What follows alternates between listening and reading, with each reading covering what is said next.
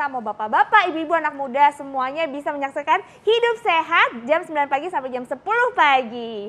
Nah pemirsa, tadi kita sudah lihat ya bahwa tersedak itu bisa terjadi sama siapa aja. Bisa orang tua, bisa anak muda, bahkan bisa anak-anak, bisa laki, bisa perempuan, dan bahkan bisa terjadi pada bayi. Nah tapi jangan panik, gimana cara mengatasinya? Kita bakalan berbicara bersama Dokter Haikal nih yang bakal ngasih tahu kita gimana caranya mengatasi kalau ada tersedak. Pertolongan pertamanya Dokter Haikal. Betul. Biasanya apalagi ibu-ibu kan biasanya panik nih Iya. dokter. Kalau misalnya anaknya atau apalagi masih bayi tersedak.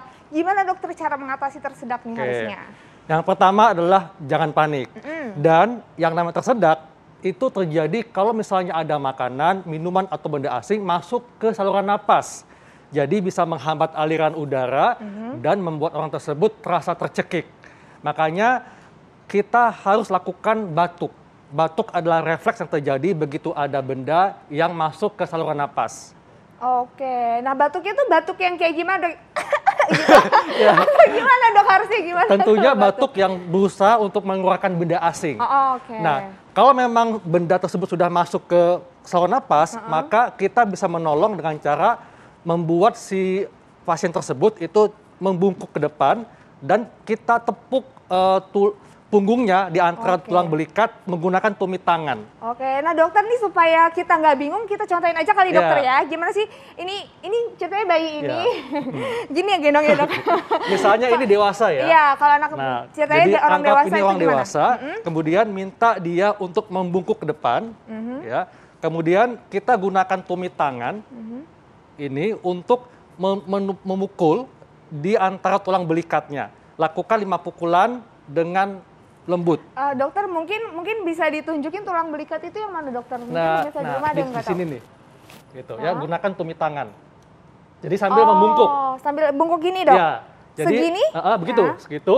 Jadi dipukul di antara tulang belikat ini sambil si pasien tersebut batuk-batuk. Oke, sampai yang tersedak, terbatuk-batuk dan keluar bendanya dokter. Iya.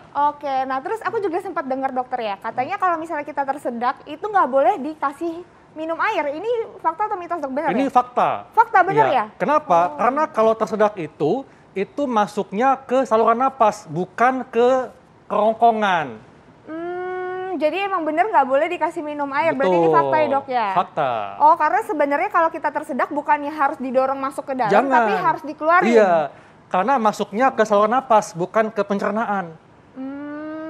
Gitu. Jadi beda gitu. masuknya. Oke, nah dokter ini kan kalau misalnya orang dewasa, kalau pada anak-anak dan bayi itu gimana dokter? Katanya emang bener nggak sih posisinya harus tengkurap atau gimana? Ya, jadi kalau pada bayi kita bisa pakai bangku ya. Nah, kita duduk di sini, kemudian bayinya itu kita pangku dengan posisi tengkurap. Dengan posisi si kaki bayi lebih tinggi daripada kepalanya. Ya, kemudian nah, gitu ya. Nah, jadi kakinya lebih tinggi daripada kepalanya. Kemudian kita gunakan tangan kita untuk pastikan jalan napasnya terbuka. Ya. Kemudian kita gunakan juga pukulan ya dengan lembut 5 kali di antara tulang belikatnya. Gitu. Sama ya posisi pukulannya dengan ini, dengan lembut ya dokter. Oh, gitu. Jadi sama dewasa itu agak lebih membungkuk, tapi kalau untuk anak kecil karena belum bisa ya dok ya bayi. Jadi kita pangku dengan posisi tengkurap, dengan posisi kaki lebih tinggi dibandingkan kepala. Tapi dipastikan kepalanya juga jangan sampai ini ya dok ya, harus dipegang baik-baik ya. Kita memegang kepala dan lehernya itu untuk memastikan agar jalan napas tetap terbuka. Nah, memukulnya juga pelan-pelan ya di antara tulang belikat dengan lembut. Jangan emosi. Karena masih lembut ya tulangnya juga ya Jadi dokter, jangan saking paniknya malah emosi, jangan ya. Nah kalau misalnya misalnya kayak ini kan untuk bayi ya dok ya. Kalau orang dewasa apakah bisa sambil duduk juga tapi sambil membungkuk atau lebih baik berdiri dok? Membungkuk. Iya. Duduk jadi, bisa? Duduk nggak bisa. Jadi mesti membungkuk. Jadi mungkin bisa duduk. Intan bisa sebagai contoh di sini. Ya, jadi Intan membungkuk ke depan. Gini. Ya. Kemudian sambil batuk dan saya akan pukul di antara tulang belikat menggunakan tumit tangan. Gitu. Kalau dewasa berarti. Nah, kemudian kalau misalnya memang tidak sulit untuk dengan kondisi seperti ini, maka lakukan Heimlich maneuver. Itu seperti apa dok? Jadi Heimlich maneuver ini adalah kita memeluk pasien dari belakang, ya, melingkari perutnya, letakkan tangan kita di atas tulang dadanya, di atas ulu hati. di atas Ulu pusar. hati itu di sini, Dok? Ya, jadi di atas Ini pusar di sini. Oke, ha. Kemudian Dipeluk gunakan tangan yang satu lagi untuk menggenggam. Terus didorong. Jadi seperti kita berusaha mengangkat orang tersebut, tujuannya adalah untuk mendorong perut ke atas. Oh, supaya ini keluar ya, Dok ya, ada. Betul. Jadi ada misalnya ini rasa dewasa ya. keluar. Ini orang dewasa, kita lingkarin seperti ini nih.